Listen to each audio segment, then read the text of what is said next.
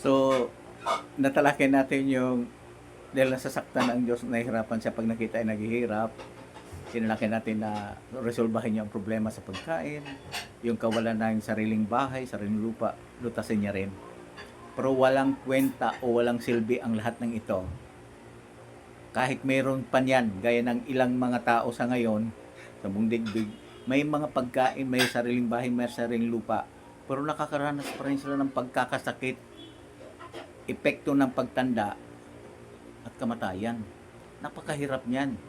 So, gaya na sinabi dito na nahirapan siya, kasama yan sa kahirapan o paghihirap ng kalooban ng Diyos. Na makita ang mga tao na pinahirapan ng sakit. Ayaw ng Diyos talaga. Nasasaktan siya kapag nakikita tayo naghihirap o pinahihirapan dahil sa sakit. Para magulang din yan, siyempre po. Mga magulang, dahil ako nakaranas na ako magpalaki ng mga anak. 26 na yung bunso ko ngayon. 26 years old. So, nahihirapan akong noon na makita silang naghihirap. So, may gagawin talaga magulang kapag nakita niya naghihirap. Ganon din ang Diyos. So, anong pangako niya tungkol dyan? Gaya ng sinabi ko sa inyo nakaraan, pansamantala niya lang pinahintulutan ang mahirap na sitwasyon natin sa ngayon. Gaya ng kalagayan ni Job.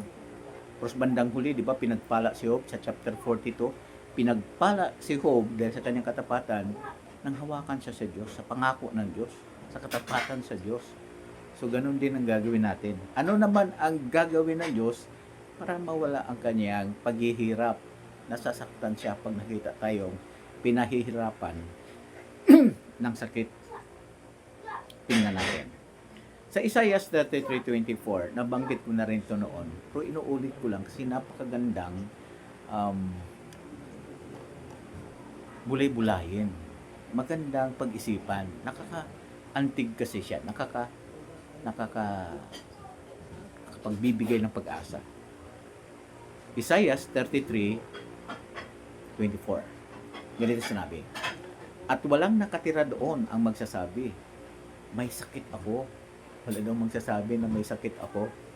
Ang bayang naninirahan sa lupain o hindi sa langit. Sabi kasi ng isa nung yan, binasa ko ito. Sabi niya, sa langit yan, wala nang sakit doon. Eh, wala naman lang talaga nagkakasakit doon sa langit. Pero sabi rito, ang bayang naninirahan sa lupain, sa lupa, ay patatawarin sa kasalanan nila. So, ano ang ipinakikita dito? Darating talaga ang panahon na alisin ng Diyos ang lahat ng sakit ng tao. Ulit, dahil gaya na sinabi ni Jesus sa John 3:16, gayon na lamang pag-ibig ng Diyos sa sanglibutan. Yan ang dahilan bakit sinabi ng Isaiah 63:9, sa lahat ng paghihirap nila, nahihirapan siya, nahihirapan ang Diyos na Yehova. Makita tayong naghihirap.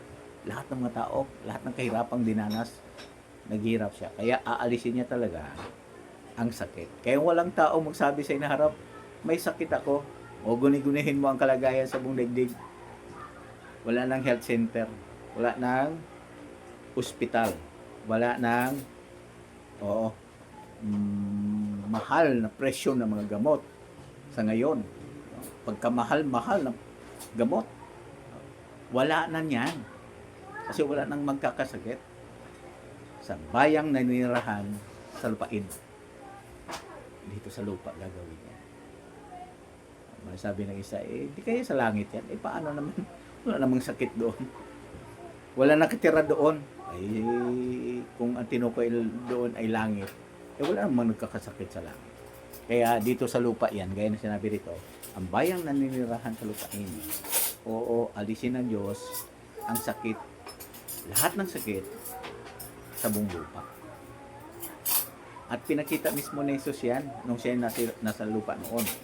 Mateo 15:30-31, ano ang sinabi ng Biblia? Oo, yung ulat ng Biblia, ganito ang pagkakasabi. Magandang basahin siguro natin. O magandang basahin talaga. Mateo 15:30-31. Mateo. Tingnan natin sa 15:30-31. Ganito ang ulat ng Biblia. At maraming tao ang lumapit sa kanya. At may kasama silang mga lumpo, balkado, bulag, pipi, at marami pang ibang may sakit. Yung uri ng mga tao lumapit kay Jesus noon. Kasi napabalita si Jesus kasi nagpunta siya sa nayon-nayon, lungsod-lungsod.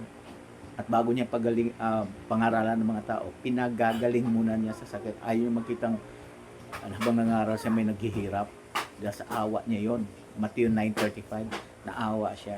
Kaya sabi dito, maraming mga tao ang lumapit sa kanya. Lumpo, baldado, bulag, pipi. Ito yung mga kapansanan na mula sa pagkabata.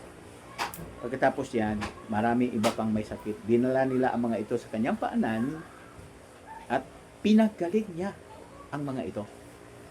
So, pinagaling lahat ni Jesus. Pinakikita niya lang yan na siya talaga yung Mesyas. Una, yun talaga. Wala tayong hintayin ng Mesyas. Siya talaga ang Mesyas. Kasi, gaya ng binanggit ng gawa na ipinakita ng Diyos ang kanyang kapangyarihan sa magitan ng pagbibigay nito, pagpagaling ni Jesus ng mga may sakit. Paggamit ang kapangyarihan ng Diyos. So, pinagaling niya lahat ng mga ito. At siyempre pa dahil sa awa din sa mga tao. Diba napakagandang bulay-bulayin ito. At kung babasahin pa natin ang 31, ito yung naging epekto o nagiging damdamin ng mga tao nung makita nila yon. Isipin mo yung bulag sa pagkabata, lumpo sa pagkabata, pipi, balgado na, ay namangha sila. Sabi dito sa 31, namangha mga tao habang nakita nilang nakapagsasalita ang mga pipi. Gumagaling ang mga baldado, naglalakad ang mga lumpo, at nakakita ang mga bulag. Tingnan yung kasunod. Dahil doon, sabi diyan, pinuri nila ang Diyos ng Israel. Hindi nila pinuri si Jesus. Kasi alam naman nila na bago maggawin ni Jesus yun, nanalangin si Jesus sa Diyos. At lagi niyang ibinibigay ang kapurihan sa Diyos na Jehovah, ang Diyos ng Israel. Yun yung sinabi ng Diyos kay Moises sa Exodus 6:2.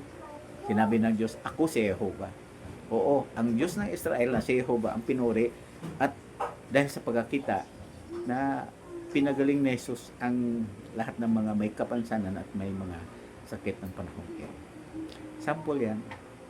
Diba nakapagpapatibay, lalo na kapag may sakit sa ngayon.